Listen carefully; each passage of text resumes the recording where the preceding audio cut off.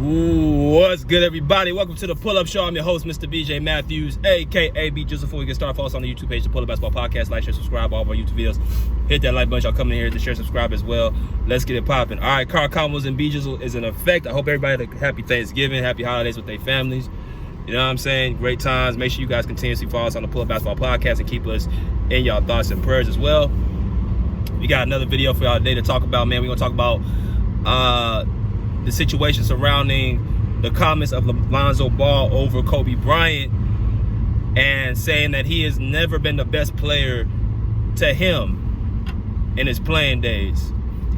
There was an interview, I guess there was some type of soundbite where Lonzo Ball came out and said what he said with his comments. And he said, I quote, his Mount Rushmore was LeBron James, Michael Jordan, Steph Curry, and Shaquille O'Neal. Those four guys were on his Mount Rushmore.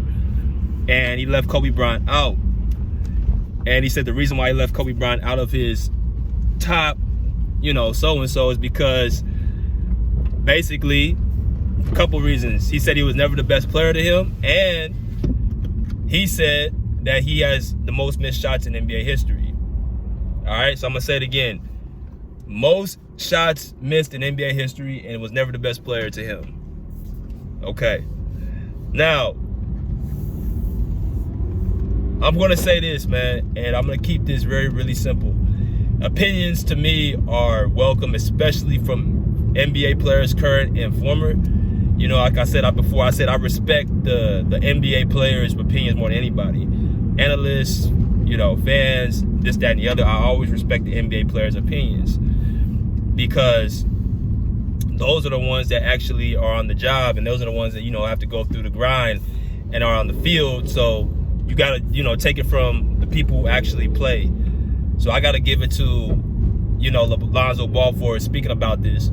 Now, this is what I want to say.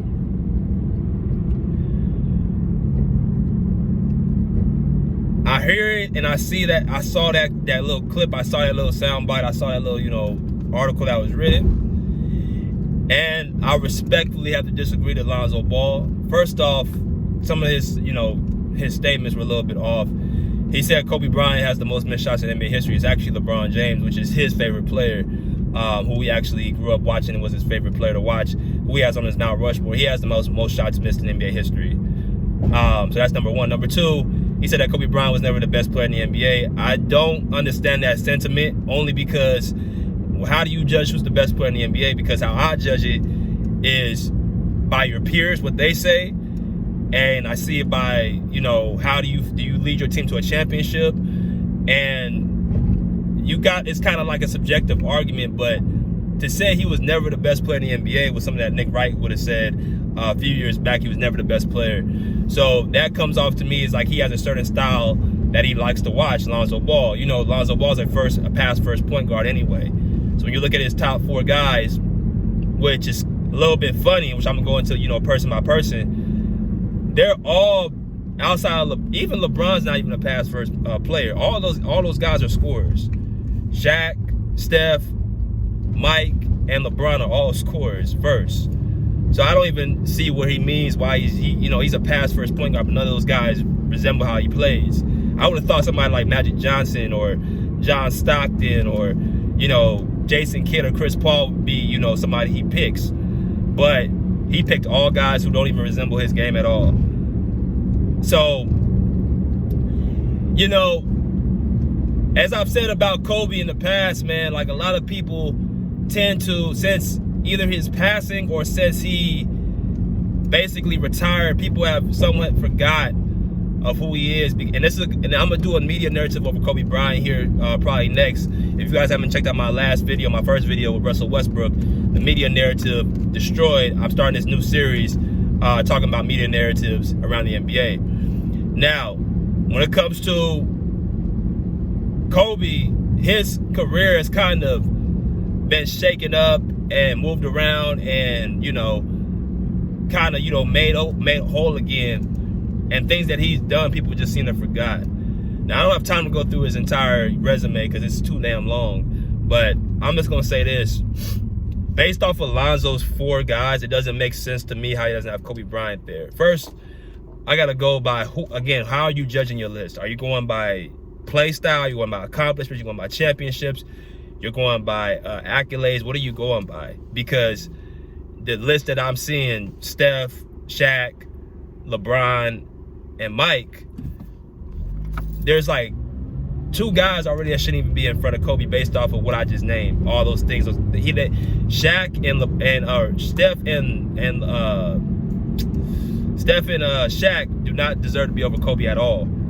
You got Steph in front of Kobe Bryant. This is why I say Kobe Bryant's in front of Steph Curry. More accolades, of course, than Steph. More championships than Steph, right? You look at the MVPs. Of course, Steph had 2 MVPs, but Kobe Bryant had 2 Finals MVPs, which is more than Steph. And he has a season MVP, which is right below Steph. So they cancel out each other, okay? But if you look at the All-NBA teams, the All-Defense teams, that's Kobe Bryant. When you look at the, you know what I'm saying? You look at the accolades such as, you know, championships. Kobe has 5 to Steph's 4. When you look at also Kobe Bryant's ability and what he can do on the basketball court, he can do things that Steph can't do. He can play both ways in the basketball. He's more impactful. He's a better scorer than Steph. He's a better defensive player than Steph. He's not a better facilitator. He's not a better shooter, of course. But other than those 2 attributes, there's nothing really that Steph does over Kobe Bryant. He doesn't have anything over Kobe historically.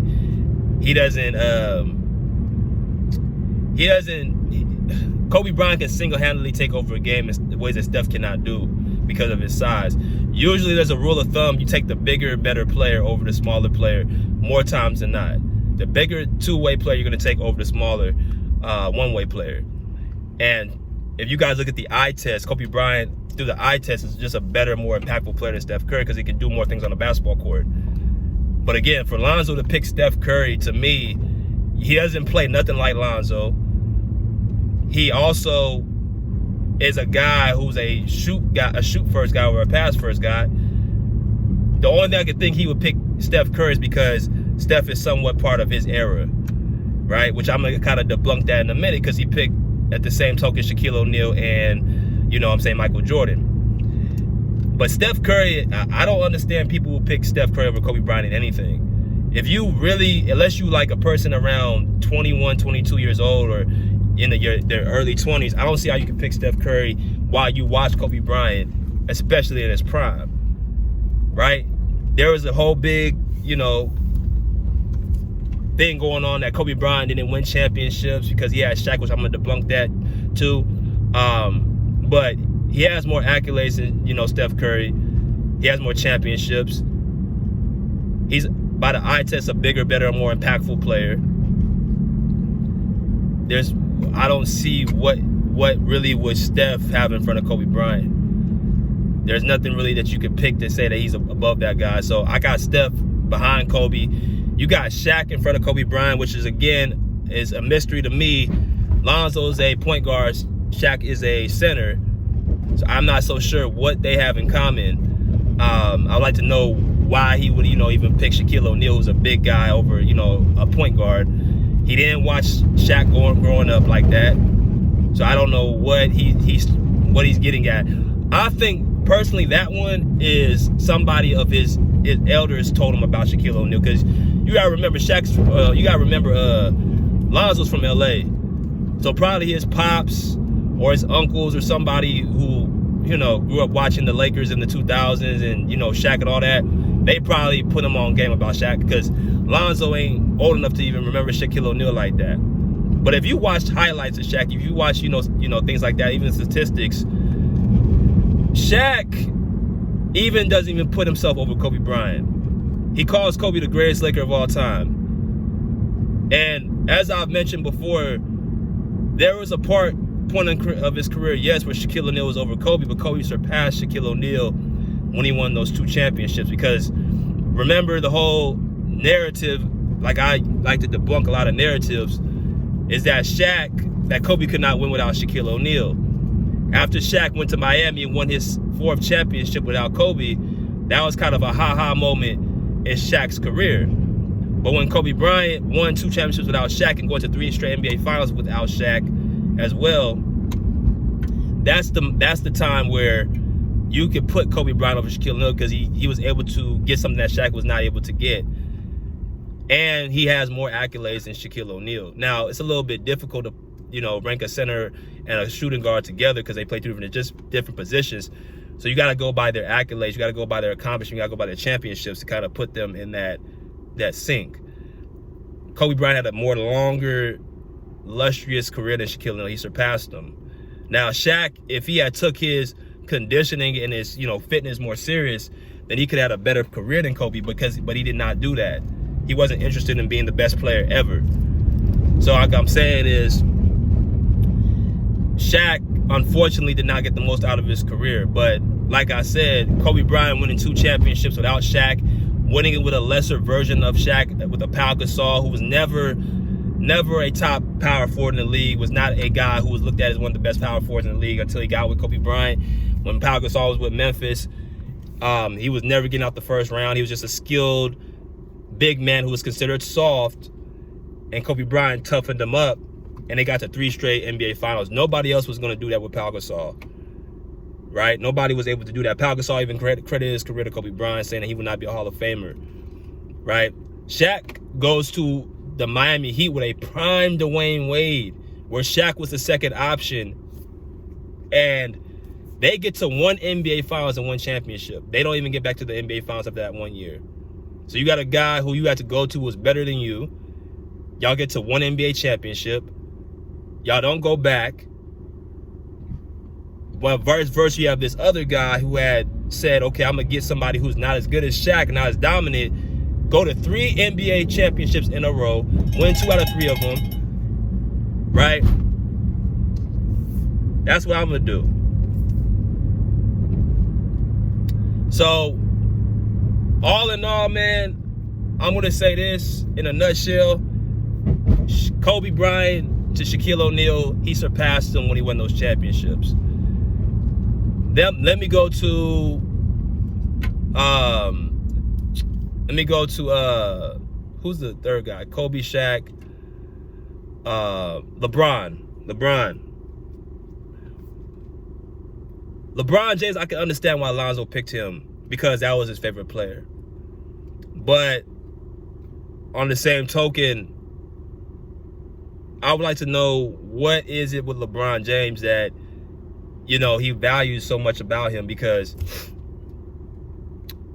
if it's his playing style, like I just told you, all the guys you picked were all not even, quote unquote, traditional point guards like Lonzo is. So I would like to know what Lonzo's reason is to pick LeBron James. But I'll leave that one alone. Like, I just know that he was going to pick LeBron James regardless. That's, the guys, that's the era that we live in. LeBron James is their guy. Like, I come from the Kobe Bryant era, so that's most likely my guy. Jordan had his era. Kareem had his era. Magic had his, all these players had their era. And at the end of the day, that's what they're going to, really roll with. But this whole Kobe Bryant was never the best player in the NBA. I don't know if he thought LeBron, I don't know who he thought was the best player during Kobe's prime, but I don't see who you could have really put over him. I hope he doesn't say LeBron, because LeBron never became better than Kobe Bryant until 2012, in my personal opinion. Until he won this championship, that's when you can say LeBron was the best player in the NBA. These guys, they value stats and they value all this stuff, who they like, over winning, and that's the problem. A lot of stuff you can't measure Kobe Bryant that's not on the stat sheet. Right? He says about the missed shots. Well, first off, Kobe Bryant played in the toughest defensive era statistically that we've ever seen. Right? In the 2000s, that was the toughest era to score the basketball. You had scores ending at 75 to about 80 points. That's telling you that you had a lot of resistance on the defensive end to score the basketball. So even him shooting 44-45% from the field at that time was highly efficient. If you move him to this era where the defense is not as packed into the paint and the defensive schemes are not as difficult, he's shooting around 48 to 50%, right? And then you're not calling him inefficient. You're calling him super efficient and scoring the ball at a high level while being one of the top defensive players in the NBA, right? Playing both ways of the basketball. That goes to your efficiency as well. If you have to be responsible of being the best offensive player and taking on the best players defensively, quite naturally your efficiency is not going to be as high because you're tired throughout the rest of the entirety of the game. But people don't pay attention to that. They look at, oh, he shot 44%, oh, he's inefficient, not looking and watching the games for themselves. But LeBron James, he did not become better than Kobe Bryant until like 2012 to me, until he actually won something. And let me go to Jordan. This is what makes me a little bit skeptical about all these lists. You know, you say that Kobe was never the best player, he was never this, that, and the other. But the guy you pick is Kobe Bryant's a quote unquote carbon copy of. I don't see anybody who has a list with Jordan that doesn't put Kobe right there. I don't understand that. If you picking somebody that's similar to the guy that you picked, what is your reasoning for leaving Kobe Bryant out? And this is something that we used to go through back and forth a lot. Everybody would just skip. A lot of people would just skip Kobe Bryant and just put Jordan right there. And I'm like, well, hold on one second. If you're going to put Jordan right there, and Kobe Bryant's the closest thing to Jordan as far as his playing style and his game, even if you don't put him, let's say, okay, you love LeBron. Even if you don't put LeBron over Kobe, how do you got Steph and Shaquille O'Neal over Kobe Bryant? Based off of what? I don't understand. What are you basing it off of? That's what I'm saying. Most of these lists, to me, got me confused. I don't know what the agenda is, but Jordan and Kobe both were quote unquote the same person, right? They were just, Jordan was just a little bit more efficient, had more, you know, natural attributes than Kobe Bryant. Bigger hands, higher vertical, a little bit quicker than Kobe, faster. All the physical traits Jordan had over Kobe, but Kobe Bryant had more skills than Jordan. He was a better outside shooter than Jordan. He had a better handle than Jordan, right? I would even say a better playmaker than Jordan. The skills, the basketball skills, Kobe Bryant had over Michael Jordan. So what you give off of one player, you give it to the other player and vice versa. But I'm not so sure what people are talking about when they say Kobe Bryant.